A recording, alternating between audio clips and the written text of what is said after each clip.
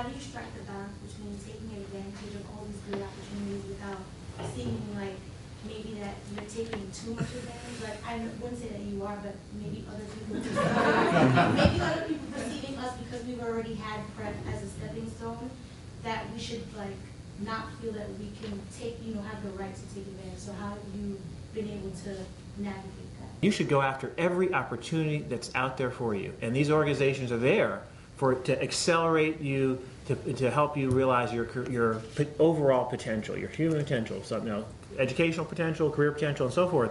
But the key is that, and just like the video this morning, Ken Chenault said, the one thing that you can control is your performance. Okay, you have to be good. Okay, and these organizations are there to help you be good.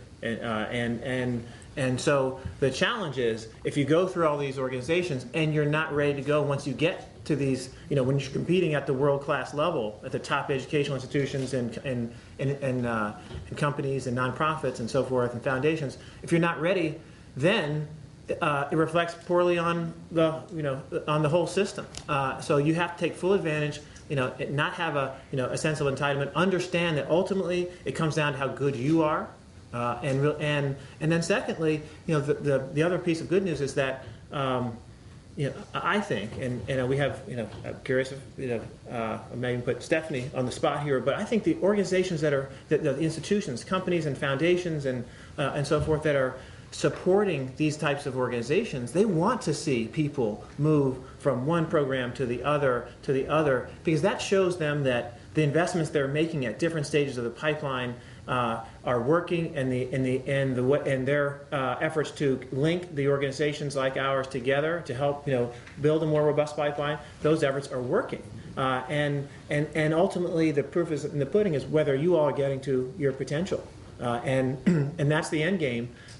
The only thing that will hold us back if we're actually putting together a robust set of initiatives for you is that if you don't take full advantage and with the same humility that Francis talks about, and understand that ultimately you got to be ready to compete at the highest level, and at the same time you've got to find a way to build those relationships with people, broaden your networks and pick up those skills and experiences along the way that you get in these programs and as many others as you can find. So I think you shouldn't worry about the fact that you are involved in a lot of programs. I think you should go after as many as you can. But the more you have on your resume, the higher expectations are going to be for when you do go in and talk to these organizations. New talent is cheap talent also. So these entry-level positions right out of college, we're finding there's still an interest in hiring new talent because the economy is going to rebound. Someone has to do the grunt work.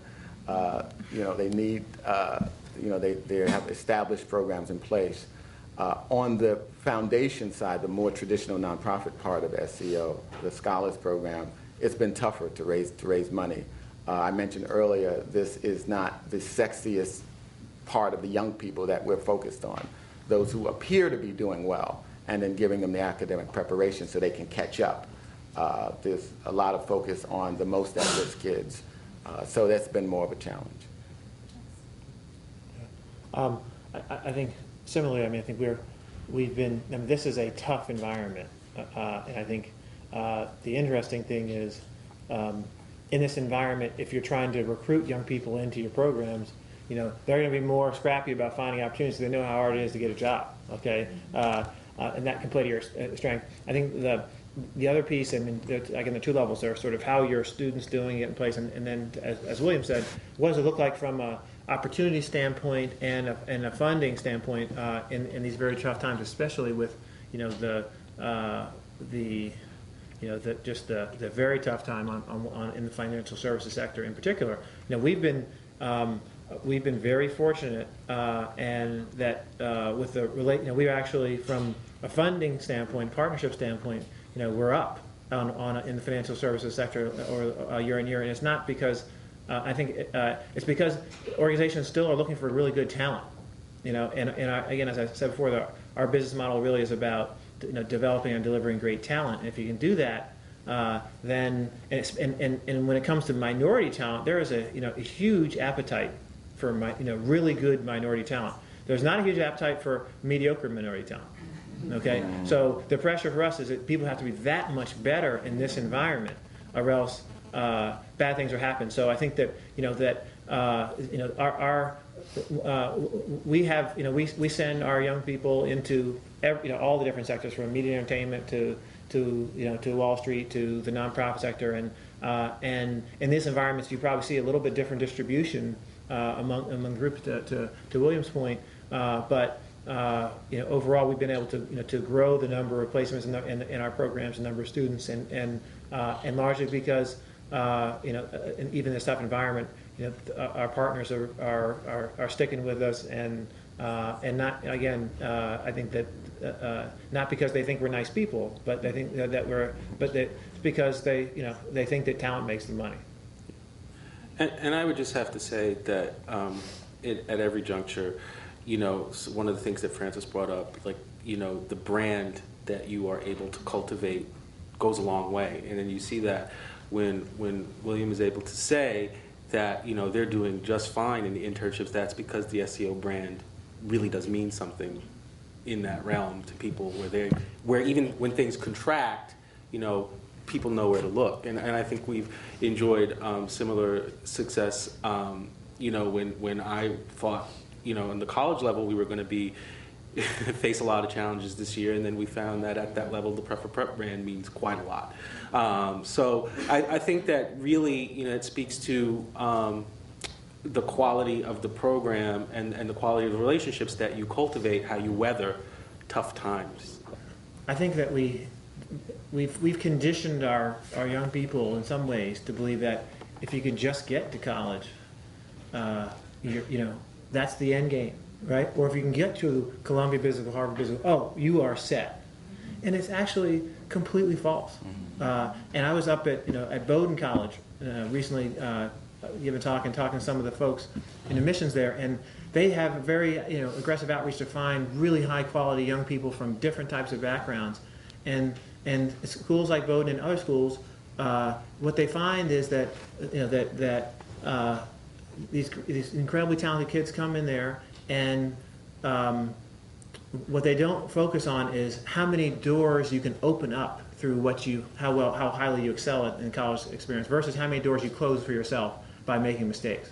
And all of a sudden, through the ups and downs that everyone has in college, they come out, sure, they might be graduating, but they've closed off more doors than they've opened up for themselves. And it's almost more disappointing to see that than it is, in some ways, that folks don't get to college. So I think that somehow we got to recondition our young people to believe that these are incredible platforms for us, and there's a process to getting there, and there's a process to maximizing the opportunity once you're there, and ultimately that's what it's all about, because it comes down to how good and how prepared you are for the next stage. I think that when young people think that, if I could just get here and just get there and just get into this program and that university, it's a losing battle, because once you get out in the working world, all bets are off. The one takeaway I want to leave is I touched on it a couple of times, the academic achievement gap. And John recently just mentioned also graduating from colleges. There are a lot of college prep programs, and the focus is so much on preparation to enter college. And we've recently shifted our focus on college graduation and preparing kids to enter academically prepared. And I think the more other programs can do the same thing, acknowledge there is a gap, acknowledge that the affirmative action programs will allow Black and Hispanic students to get in with a different profile, really acknowledging that there are unequal educations in different school systems. It doesn't change the level of performance needed in college to take advantage of opportunities like John and I have, and the way Francis has.